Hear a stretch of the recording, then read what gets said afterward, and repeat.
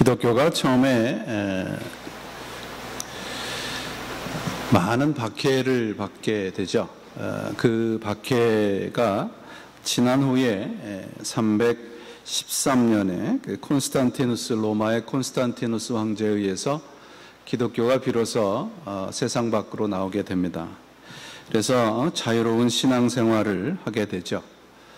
숨어서 그 피난을 하면서까지 예배를 드리지 않아도 되는 편안함을 얻게 됩니다.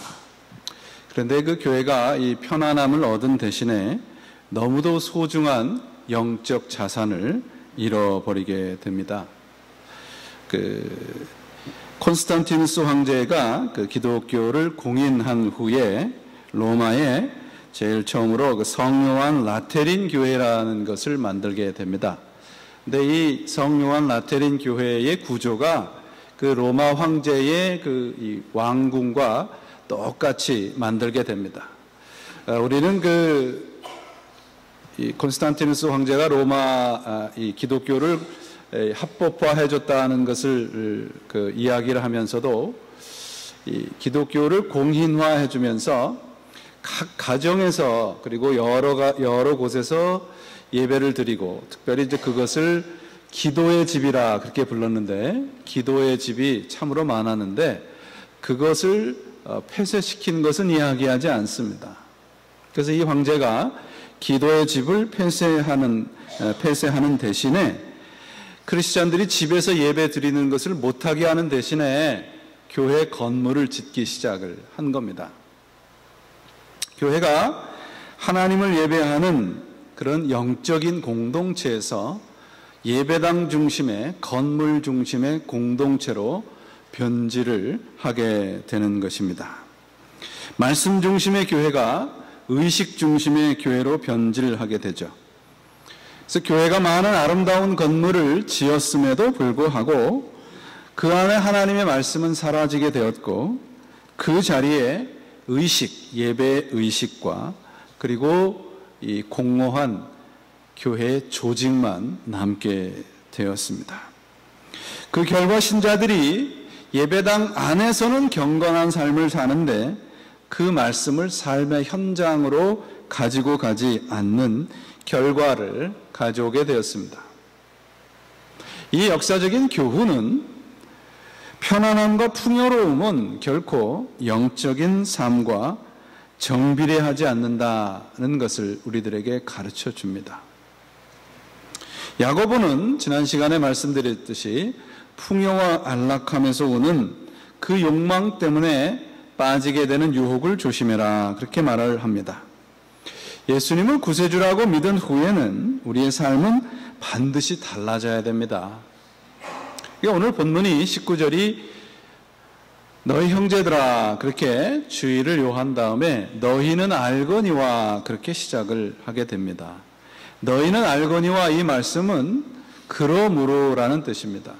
곧 너희가 예수님을 구세주로 믿었으므로 그 다음에 어떻게 해야 되는가 그것을 말씀해 주고 있어요. 야고보는 우리들에게 그리스도인들이 지켜야 할 세 가지를 권면을 합니다. 그러니까 하나님의 의를 이루기 위해서 하나님과 의를 이루기 위해서 꼭 필요한 것이 있는데 그 세 가지가 뭐냐?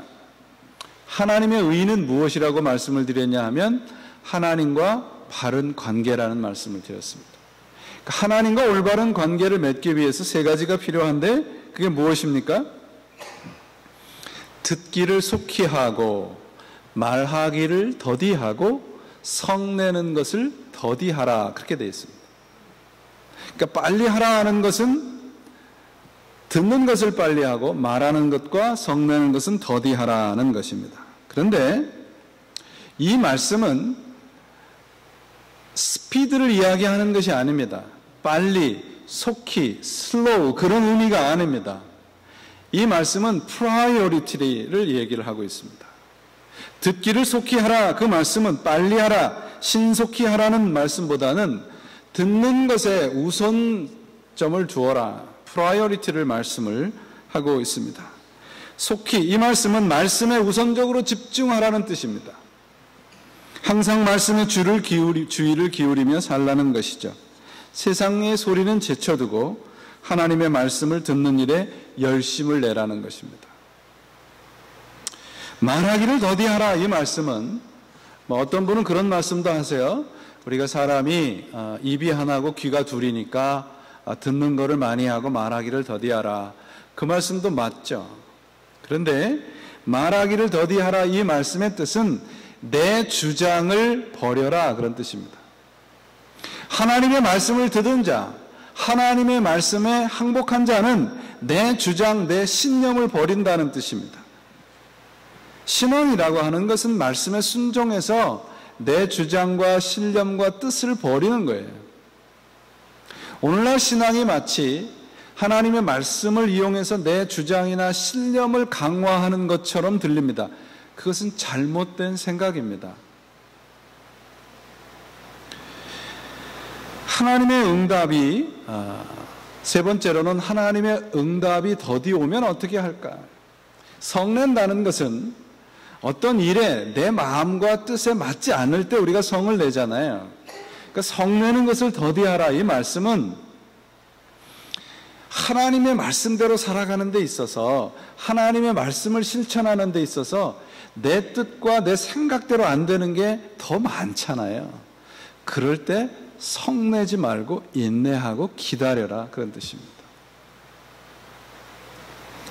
기독교는 내 생각대로 되는 것이 아니고요, 하나님의 뜻에 내 생각을 맞추는 것이지 않습니까? 하나님의 말씀을 마음과 귀로 받고 순종하는 마음으로 실천해 가는 것이 신앙이라는 것입니다. 이 세 가지의 가르침을 정리하면 우선적으로 우리가 프라이어리티를 둬야 될 게 뭐냐?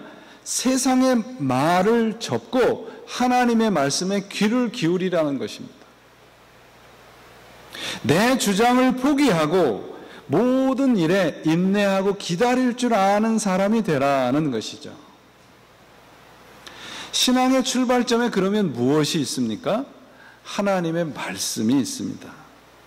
하나님의 말씀을 듣고 나를 포기하고 인내하고 순종하는 그 출발선에 하나님의 말씀이 있습니다. 우리 기독교는 하나님의 말씀의 종교잖아요. 말씀의 종교라고 얘기를 하죠. 말이 아니라 말씀입니다. 우리 신자들을 향해서 말은 잘해 그러잖아요. 말은 참 잘해. 그랬더니 어떤 신자가 그래요. 왜 우리 기독교인들이 말을 잘하느냐? 하나님이 말씀으로 천지를 창조해서 말은 잘한대요.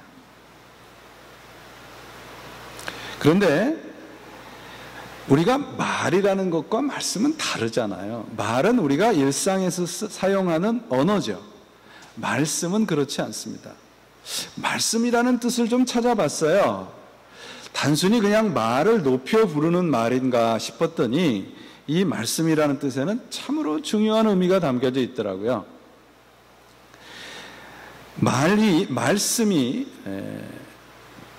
말씀이라는 단어가 되기까지 이 출발은 말에 숨이 있다는 뜻으로 말숨으로 불렀다고 그래요, 처음엔. 그래서 그게 말숨이 되고 그 다음에 지금 우리 사용하는 말씀이 됐다는 것입니다. 그럼 말씀이라는 뜻에는 무슨 뜻이 담겨져 있느냐 하면 생명, 숨이 있는 말, 그게 말씀이라는 뜻입니다. 하나님께서 천지를 창조하셨습니다. 무엇으로 창조하셨습니까? 말씀으로 창조하셨습니다. 하나님의 숨이 있는 말, 그게 하나님의 말씀이에요. 말씀이 되기 위해서는 그 안에 생명이 있어야 하는 것입니다. 여러분, 성경이 말입니까? 말씀입니까? 예? 아주